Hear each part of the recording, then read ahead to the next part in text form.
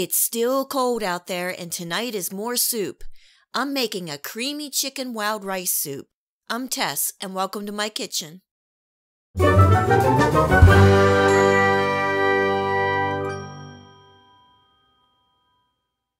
This creamy chicken wild rice soup is great for using leftover chicken. It takes a bit of time, but is easy and delicious. So let's get started.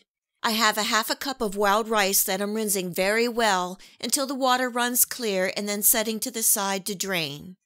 In my soup pot on medium heat, I added a couple tablespoons of oil, adding some diced onions, celery, carrots, mushrooms, and some salt and pepper.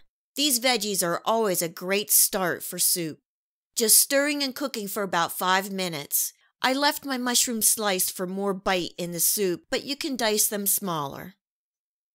You can find this creamy chicken wild rice soup recipe and the list of ingredients in the description box below. Now I'm adding some flavor. I have some minced garlic, fresh chopped parsley, you can use dried, some Italian seasonings, and poultry seasoning. I have used thyme and tarragon in the past, and sometimes a little cayenne pepper for some heat.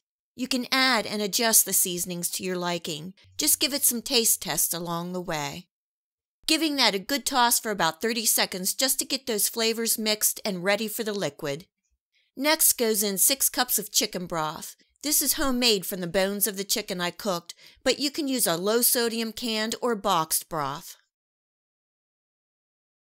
Adding my wild rice and bay leaf. Another good stir, turning up my heat to bring up to a simmer, covering and cooking for 45 minutes. Occasionally I will come back to give it a good stir to make sure the rice does not stick.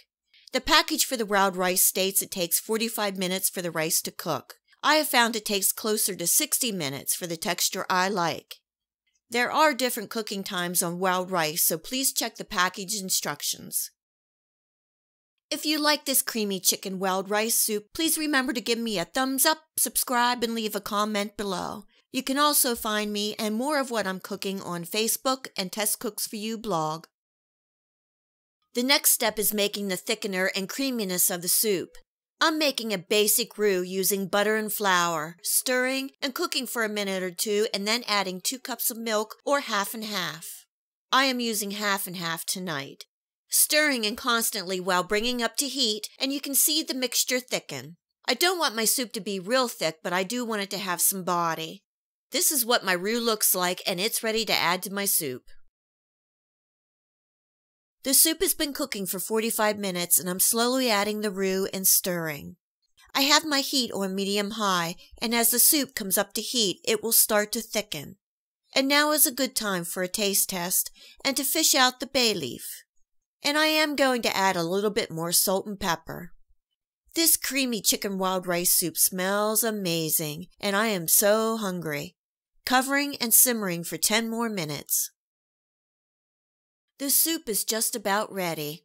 I'm adding 2 cups of shredded cooked chicken and a handful of fresh parsley for a little brightness.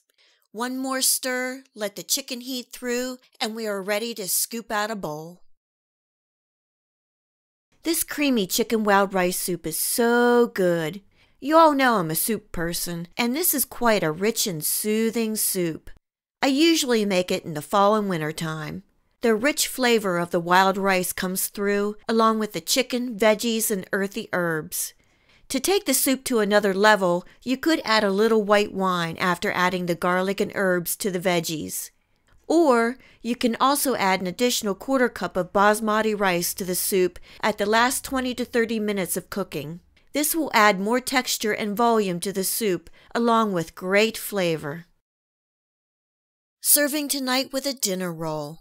This creamy chicken wild rice soup is easy, hearty, and absolutely delicious. Easy on the budget, great way to use leftover chicken, and packed full of flavor. Hope you give this one a try. Enjoy. And thanks so much for joining me here in my kitchen. You can subscribe here for my future video recipes. And remember to come visit me on Facebook. You never know what I might be cooking. Until next time, much love.